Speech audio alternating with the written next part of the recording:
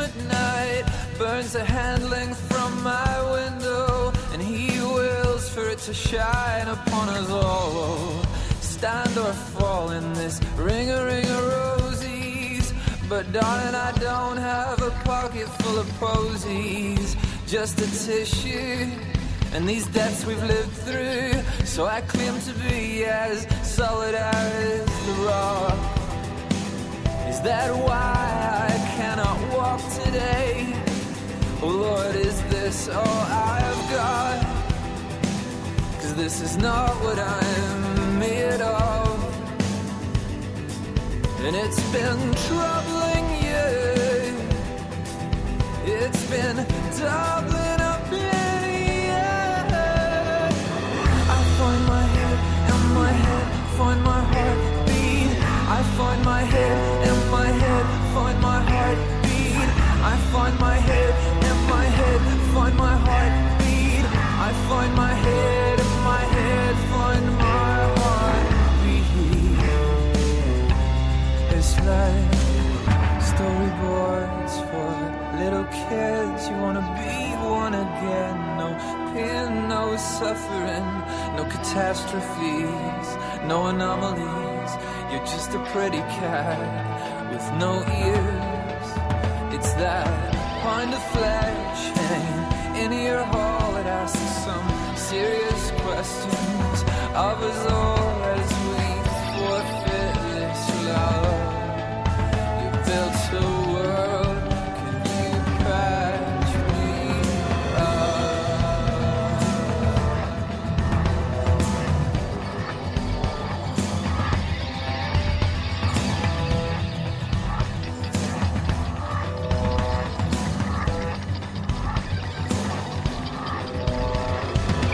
I find my head and my head, find my heartbeat. I find my head and my head, find my heartbeat. I find my head and my head, find my heartbeat. I find my head and my head, find my heart. I find my head and my head, find my heartbeat. I find my head and my head, find my heartbeat. I find my head and my head, find my heartbeat. I find my head and my head, find my heart. I find my head and my head, find my heartbeat. I find my head and my head, find my heartbeat. I find my head and my head, find my heartbeat. I find my head and my head, find my heart.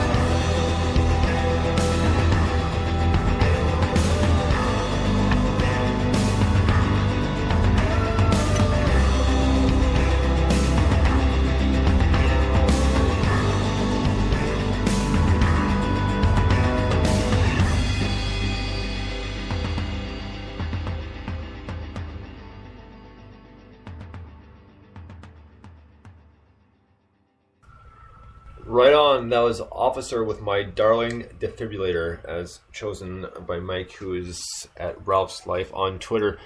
Now, this song in particular, I really enjoyed just because I like his vocals, but I love the tripped out guitar. I mean, it was kind of almost hard to explain what he was doing in there in a few spots of the song, but it sounded really cool. Yeah, he gets a lot of emotion into his music, both in his playing and his vocal. Really, really lovely stuff. And as I say, the video, quite a quirky video, is just going out for that track as well.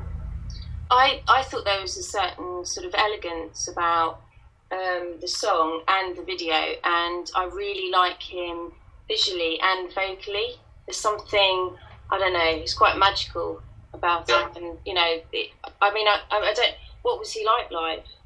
Well, the actual live performance at Lynn's book launch is very imposing in terms of the way he can command the audience and interact with the audience. So once we've got a band behind him later this year, it's going to be quite a thing to watch. Wow. Oh, well, I'll have to definitely look out then for him and his gigs. What I would hope to do is, if we're doing another Ralph's Life, we'll get him up to do that as well. I was going to say, just I know you went to see JB the other night. Yes, yeah. How was it? Excellent show.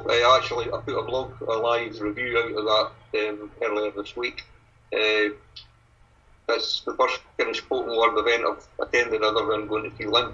And I'll be going to see quite a few more now through that.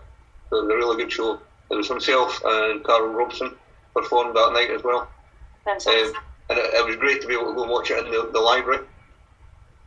Because I saw John Cooper Clarke and Mike Garry at the Cheese and Grain, sort of locally here, and I know I was just going to ask you actually, because John Cooper Clarke used to sort of do sort of the spoken word between kind of punk sets and things like that, and I just wondered, are you going to get Lynn to get involved with Ralph Stock, maybe in between the bands? It's a possibility. I never thought about that actually. I just there's a chance of a Liverpool Ralph Stock coming up, so maybe at that. I just thought that would be quite a good opportunity, though. Yeah, that might be quite a good idea actually. We'll maybe look at doing that if I can twist her arm. I must admit, I mean, seeing kind of Mike Garry, I mean, unfortunately I haven't seen JB yet, and I'm yet to get to one of his gigs, but it must be quite, because obviously I know that they obviously memorise their poems, and that's quite an achievement, I think, to get up there and obviously deal with the nerves, but obviously then perform, your own poetry. It must have been quite awesome. Yeah, I think as you're doing it over a number of years, the poems kind of get ingrained in you. I mean, JB it's rapid fire all the time, non-stop. Yeah. It's impressive. Fantastic. So, I was going to say, shall we play one of the songs from the CD?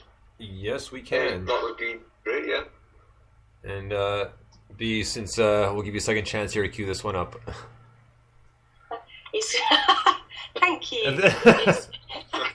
It's Prostitute's Handbag, and it's by Tingling, the Netherlands. Oh, excellent. Right on. So dig this.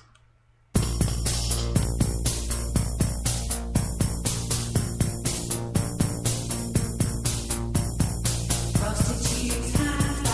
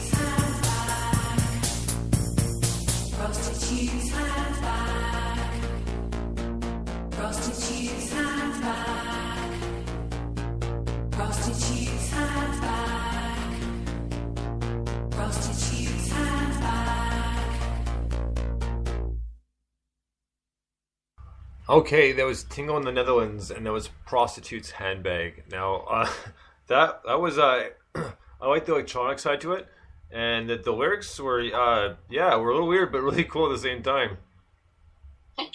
Wasn't expecting some of the stuff I heard, let me tell you, but that was a bit of a tribute to Lynn there. I thought she'd like that. I thought you'd enjoy it.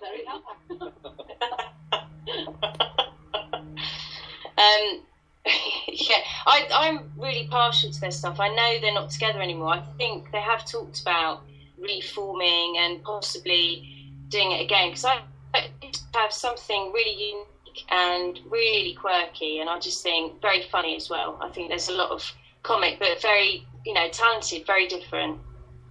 That's right. Well, that was the quirkiness that kind of attracted me to them. At first, they were one of the first bands that I played on the Ralph's Life show on Radio KC that we do on a Sunday. Yeah. Right. And it was just to try to help promote them at that time. And as you say, sadly, they decided to stop for a while, but I'm hoping that they'll all get back together and do some more stuff. Now, just a quick question about Radio KC. How did you get into that? It was one of these funny Twitter things where Jerome, who I affectionately call the boss at Radio KC, got in touch, because he loves the UK indie scene, and asked if I could put together like a soundtrack for which I did, and then it just developed into a 1 hour show initially, and then over the last couple of years we've been doing a 2 hour show every Sunday, 5 to 7 p.m. Cool. Right on. It's on Radio KC. Oh, So just basically follow your Twitter line as well, because you promote it, don't you? And so do they. If people want to... I mean, at any time during the week, I'll put out the following week's playlist, so you're always able to keep up with the show, and we tweet the show live. Fantastic. Yeah, that I have noticed on Twitter, so that's really cool. Listen to a few actually. So we do have time for one more thing here. Granted, it loads quickly, and it has. Awesome. So the last thing we're going to get to this afternoon or tonight is a poem written by Forgotten Bee. So you can go ahead and cue this up. No, you can cue it. Oh, I would, but you never told me the name of the poem. Why not? It's Semper. Okay. Okay. There's me thinking I was all organised. So here we go with Forgotten Bee's poem, Sampra. Dig this. As we have the grumbling gargoyle on this evening, I thought it'd be really nice to record one of her poems from her book. Well, apparently that was a wrong one, because it was listed under two things, and... Lynn was... No, so it was my fault. We still have time for it. It queues up on time here. Yeah, I thought I picked the right one, but obviously I didn't. So this is the right one, I promise. If not, I'm done. So here we go with Stanford, Forgotten Bee. The poem I'm recording today is called Semper, which is Latin for always. It's with the thought of a person who is constantly cropping up in your mind during your working day, when you're relaxing. It could be a close personal friend, somebody you think a lot about, but for me it tends to be a lot closer than that. Here it goes.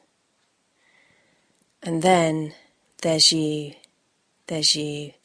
My mind keeps wandering too.